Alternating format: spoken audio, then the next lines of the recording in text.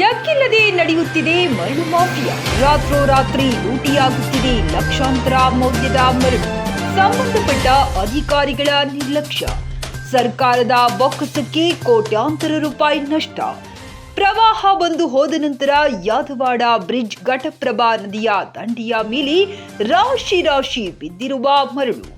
ಕೇವಲ 8 ದಿನಗಳಲ್ಲಿ ರಾಶಿ ರಾಶಿ ಮರಳು ರಾತ್ರೋರಾತ್ರಿ ಮಾಯವಾಗಿರುತ್ತದೆ.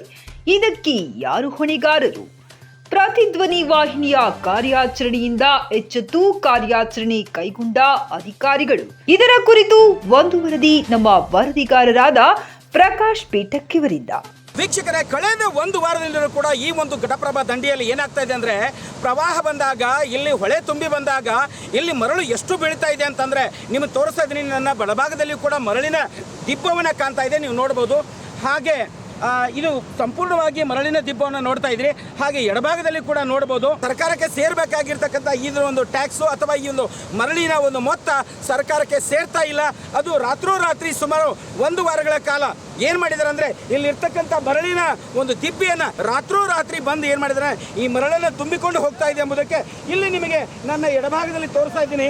ಇದು ಎತ್ತರವಾಗಿರುವಂಥ ಈ ಒಂದು ದಿಬ್ಬವನ್ನು ನೀವು ನೋಡ್ಬೋದು. ಹಾಗೆ ಸ್ವಲ್ಪ ಈ ದೀಪವನ್ನು ತೋರಿಸ್ತಾ ಇದ್ದೀನಿ, ನಿಮಗೆ ನೋಡ್ಬೋದು. ಇಲ್ಲಿ ಈ ದೀಪವನ್ನು, ಮರಳಿನ ದೀಪವನ್ನು ನೋಡಿದರೆ ನಿಮಗೆ ಗೊತ್ತಾಗ್ತದ. ಇನ್ನು ಈ ಭಾಗದಲ್ಲಿ ಇರ್ತಕ್ಕಂಥ ಮರಳಿನ ದೀಪ ನೇರವಾಗಿ ಎಲ್ಲಿವರೆಗೆ ಇತ್ತಂದರೆ ಆ ಕಮಾನುಗಳು ಕಾಣ್ತವಲ್ಲ, ಅಲ್ಲಿವರೆಗೂ ಕೂಡ ಮರಳು ಬಿದ್ದಿತ್ತು. ಆದರೆ ಕಳೆದ 4 ದಿನಗಳಲ್ಲಿ ಇಡೀ ಮರಳು ಖಾಲಿಯಾಗಿದೆ. ಅಂದರೆ ಹಾಗಾದರೆ ಆ ಮರಳು ಎಲ್ಲಿ ಹೋಯಿತು?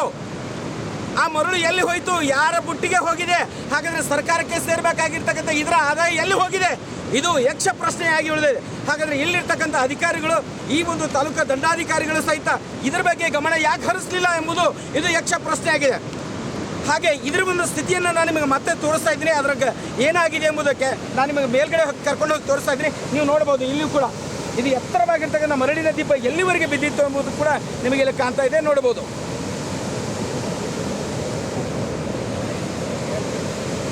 ಹಾಗಾದರೆ ಇಲ್ಲಿ ನಮ್ಮ ಪ್ರತಿಧ್ವನಿ ವಾಹಿನಿಯ ಮುಖಾಂತರವಾಗಿ ಸರ್ಕಾರಕ್ಕೆ ಗಮನಕ್ಕೆ ತರಬೇಕಂತೆ ನಿರಂತರವಾಗಿ ಶನಿವಾರ ದಿನ, ಕಳೆದ ಶನಿವಾರದಿಂದಲೂ ಕೂಡ ತಹಸೀಲ್ದಾರವರಿಗೆ, ಮಾನ್ಯ ದಂಡಾಧಿಕಾರಿಗಳವರಿಗೆ ಮಧ್ಯಾಹ್ನ 2 ಗಂಟೆಯಿಂದ ರಾತ್ರಿ 8 ಗಂಟೆವರೆಗೂ ಕೂಡ ಕರೆ ಮಾಡಿ, ನೀವು ಕರೆ ಮಾಡಿದರೂ ಕೂಡ ಯಾವುದೇ ರೀತಿಯಾದಂಥ ಫೋನಿನ ಕರೆಯನ್ನು ಅವರು ರಿಸೀವ್ ಮಾಡಲಿಲ್ಲ. ಹಾಗೆ ಮತ್ತೆ ನಮ್ಮ ಪ್ರತಿಧ್ವನಿ ವಾಹಿನಿಯ ಮುಖಂಡರು ನಾವೇನು ಮಾಡಿದ್ವಿ ಅಂದರೆ, ಮತ್ತೆ ನೇರವಾಗಿ AC ಅವರಿಗೆ, ಅಸಿಸ್ಟೆಂಟ್ ಕಮಿಷನರ್ ಅವರಿಗೆ ನಾವು ಮತ್ತೆ ನಿರಂತರವಾಗಿ ಅವ್ರ ಸಂಪರ್ಕದಲ್ಲಿದ್ದಾಗ 8 ಗಂಟೆ ನಂತರ ಅವರು ನಮ್ಮ ಕರೆಯನ್ನು ಸ್ವೀಕಾರ ಮಾಡಿದರು. ಅದು ಅಸಿಸ್ಟೆಂಟ್ ಕಮಿಷನರ್ ಮುಖಾಂತರವಾಗಿ ತಹಸೀಲ್ದಾರ್ ಅವರಿಗೆ ಕರೆ ಮಾಡಿದ ನಂತರ ಸ್ವತಃ ಆವಾಗ ಎಚ್ಚೆತ್ತುಕೊಂಡಂಥ ತಹಸೀಲ್ದಾರು 4 ಜನ ಸಿಬ್ಬಂದಿಯನ್ನು ಇಲ್ಲಿಗೆ ಕಳಿಸಿದರು. ತದನಂತರ 4 ಜನ ಸಿಬ್ಬಂದಿ ಬಂದ ನಂತರ ನಮ್ಮ ವಾಹಿನಿಯ ಮುಖಾಂತರ ಇರುವಂತಹ ಸಾಮಾಜಿಕ ಕಾಳಜಿ ಮತ್ತು ಸರ್ಕಾರಕ್ಕೆ ಸೇರಬೇಕಾಗಿರ್ತಕ್ಕಂಥ ಬೊಕ್ಕಸಕ್ಕೆ ಬರಬೇಕಾಗಿರ್ತಕ್ಕ ಹಣದ ಬಗ್ಗೆ ಇವತ್ತು ಕೋಟ್ಯಾಂತರ ರೂಪಾಯಿ ಈ ಒಂದು ಮರಳಿನ ಮೇಲೆ ನಮ್ಮ ಸರ್ಕಾರಕ್ಕೆ ಸಿಗುವಂಥ ಒಂದು ಆದಾಯ ಇವತ್ತು ಯಾರ ಪಾಲಾಗಿದೆ ಅಂದರೆ, ಇಲ್ಲಿ ಧನಿಕರ ಪಾಲಾಗಿದೆ ಮತ್ತು ಗಾಡಿಗಳು ಇರುವಂಥವರ ಪಾಲಾಗಿದೆ. ವ್ಯವಸ್ಥೆ ಇದೆ ಅಂದರೆ ಇಲ್ಲಿನ ಅಧಿಕಾರಿಗಳು ಸಂಪೂರ್ಣವಾಗಿ ಈ ಒಂದು ಮರಳ ಮಾಫಿಯಾವನ್ನು ತಡೆಗಟ್ಟುವಲ್ಲಿ ಸಂಪೂರ್ಣವಾಗಿ ವಿಫಲವಾಗಿದ್ದಾರೆ ಎಂಬುದು. ರಾತ್ರಿ ನಿರಂತರವಾಗಿ 8 ಗಂಟೆಯ ನಂತರ, ಅಂದರೆ ಸುಮಾರು ರಾತ್ರಿ 8 ಗಂಟೆವರೆಗೆ ಎಚ್ಚೆತ್ತುಕೊಂಡಂಥ ತಹಸೀಲ್ದಾರರು ಆವಾಗ ನಮ್ಮ ಪ್ರತಿಧ್ವನಿ ವಾಹಿನಿಯ ಕರೆಯನ್ನು ಸ್ವೀಕಾರ ಮಾಡಿದ ನಂತರ ಆವಾಗ AC ಅವರ ಆದೇಶದ ಮೇರೆಗೆ ಸುಮಾರು 4 ಜನರ PCಗಳ ಜೊತೆಗೆ 4 ಜನ ಅಧಿಕಾರಿಗಳ ಜೊತೆಗೆ ಈ ಒಂದು ಸ್ಥಳಕ್ಕೆ ಮತ್ತೆ ಕಳಿಸ್ಕೊಡ್ತಾರೆ. ಅವರ ನೆರವಿನೊಂದಿಗೆ ಇಲ್ಲಿರ್ತಕ್ಕಂಥ ಈ ಹೊಳೆದಂಡೆಯಲ್ಲಿ ಇರ್ತಕ್ಕಂಥ ಆ ಸಂದರ್ಭದಲ್ಲಿ ಉಸುಕನ್ನು ತುಂಬಿಸ್ತಾ ಇದ್ರು. ಆ ಉಸುಕನ್ನು ತುಂಬಿ ಇಟ್ಟಿದ್ರು. ಅದನ್ನು ಕೂಡ ನಿಮಗೆ ತೋರಿಸ್ತಾ ಇದ್ದೀನಿ. ಈಗ ಸಂದರ್ಭದಲ್ಲಿ ಗಾಡಿಗಳನ್ನು ಕೂಡ ಇಲ್ಲಿ ಒಯ್ಯಬಾರ್ದು ಅನ್ನೋ ಉದ್ದೇಶಕ್ಕೆ ನಮ್ಮ ವಾಹಿನಿ ಮತ್ತು ಇತರ ಅವ್ರ ಜೊತೆಗೆ ಸೇರಿಕೊಂಡು ಇಲ್ಲಿ ಯಾವುದೇ ಗಾಡಿಗಳು ಬರಬಾರ್ದು ಎಂಬುದಕ್ಕೆ ಇಲ್ಲಿ ನೀವು ಒಂದು ಹರಿಯನ್ನು ಮಾಡಲಾಗಿ ನೋಡ್ಬೋದು. ನಿಮಗೆ ತೋರಿಸ್ತೀನಿ. ಇದು ಯಾವುದೇ ಒಂದು ವಾಹನ ಅಂದರೆ ಅದು ಟ್ರ್ಯಾಕ್ಟರ್ ಆಗಿರ್ಬೋದು, ಅದು ಲಾರಿ ಆಗಿರ್ಬೋದು, ಅದು ಟವರಸ್ ಆಗಿರ್ಬೋದು, ಯಾವುದೇ ಗಾಡಿ ಈ ಒಂದು ರಸ್ತೆಗುಂಟ ಅಂದರೆ ರಸ್ತೆಯ ಮೇಲಿನಿಂದ ಹಿಡ್ಕೊಂಡು ಈ ನದಿಯ ತಟದಲ್ಲಿ ಒಳಗಡೆ ಬರಲಾರದ ಹಾಗೆ ಸ್ವತಃ ನಮ್ಮ ಪ್ರತಿಧ್ವನಿ ವಾಹಿನಿಯ ಒಂದು ಕಾಳಜಿಯಿಂದಾಗಿ ಈ ರೀತಿಯಾಗಿ ಒಂದು ಹರಿಯನ್ನು ಮಾಡಿ ಯಾವುದೇ ಗಾಡಿ ಬರಲಾರ್ದಂಥ ಕೆಲಸವನ್ನು ಮಾಡಿದೆ.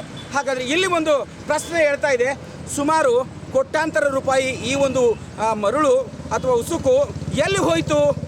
ಅದು ಯಾರ ಪಾಲಾಯಿತು? ಹಾಗಾದರೆ ಇದಕ್ಕೆ ಜವಾಬ್ದಾರಿ ಯಾರು? ಇದಕ್ಕೆ ಹೊಣೆಗಾರರು ಯಾರು? ಅಂದರೆ ಈ ಮರಳನ ಒಂದು ದಂಧೆ ನಡೀಬಾರ್ದು ಹೇಳಿನೇ ಈ ಒಂದು ನದಿಯ ತಟದಲ್ಲಿ ಒಂದು ಮರಳಿನ ಚೆಕ್ ಪೋಸ್ಟನ್ನು ಇಡಲಾಗಿದೆ. ಅದು ಮಳೆಗಾಲದಲ್ಲಿ ಇಡಲೇಬೇಕು. ಹಾಗಾದರೆ ಇಲ್ಲಿ ಯಾವುದೇ ರೀತಿಯಾದಂಥ ಅಧಿಕಾರಿಗಳು ಇಲ್ಲಿ ಇರೋದಿಲ್ಲ. ಮತ್ತು ಯಾವ ಚೆಕ್ ಪೋಸ್ಟ್ ಕೂಡ ಇಲ್ಲಿ ನಿಮ್ಗೆ ಚೆಕ್ ಪೋಸ್ಟನ್ನು ನಿಮಗೆ ತೋರಿಸ್ತೀನಿ. ಯಥಾಸ್ಥಿತಿ ಚೆಕ್ ಪೋಸ್ಟ್ ಯಾವ ರೀತಿ ಇದೆ ಎಂಬುದನ್ನು ನಿಮಗೆ ನೋಡ್ತೀನಿ. ಅಲ್ಲಿ ಯಾವ ಅಧಿಕಾರನೂ ಇರೋದಿಲ್ಲ, ಅದು ಚೆಕ್ ಪೋಸ್ಟ್ ಥರನೂ ಇಲ್ಲ.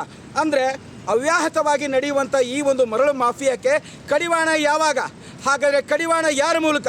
ಹಾಗಾದರೆ ಕಡಿವಾಣ ಹಾಕುವುದು ಎಷ್ಟು ಸತ್ಯ ಎಂಬುದನ್ನು ನಿಮಗೆ ಇಂಚಿಂಚು ಮಾಹಿತಿಯನ್ನು ಮತ್ತೊಮ್ಮೆ ತೋರಿಸ್ತಾ ಇದ್ದೀನಿ ನಿಮ್ಮ ಪ್ರತಿಧ್ವನಿ ವಾಹಿನಿಯಲ್ಲಿ. ಒಬ್ಬ ಸಾಮಾನ್ಯ ಜನ, ಮುಧೋಳದ ಯಾರಾದರೂ ಸಾಮಾನ್ಯ ಜನರು ಒಂದು ಪುಟ್ಟಿ ಏನಾದರೂ ಮರಳು ತೆಗೆದುಕೊಂಡು ಹೋದರೆ ಅದನ್ನು ಆ ಸಂದರ್ಭದಲ್ಲಿ ಏನು ಮಾಡ್ತಿದ್ರು ಅಂದ್ರೆ, ಮರಳು ಒಯ್ಬೇಡ್ರಿ, ಗಾಡಿ ಮ್ಯಾಗ ಒಯ್ಬೇಡ್ರಿ, ಬಂಡಿ ಒಳಗೆ ಒಯ್ಬೇಡ್ರಿ, ಒಂದು ಚೀಲನೂ ತುಂಬಬೇಡ್ರಿ ಅಂತ ಇಲಾಖೆಯಿಂದ ಏನು ಮಾಡ್ತಿದ್ರು ಅಂದರೆ ಭಾಳ ಸ್ಟ್ರಿಕ್ಟಾಗಿ ಏನು ಮಾಡ್ತಿದ್ರು, ತಡೆ ಹಿಡಿತಾ ಇದ್ರು.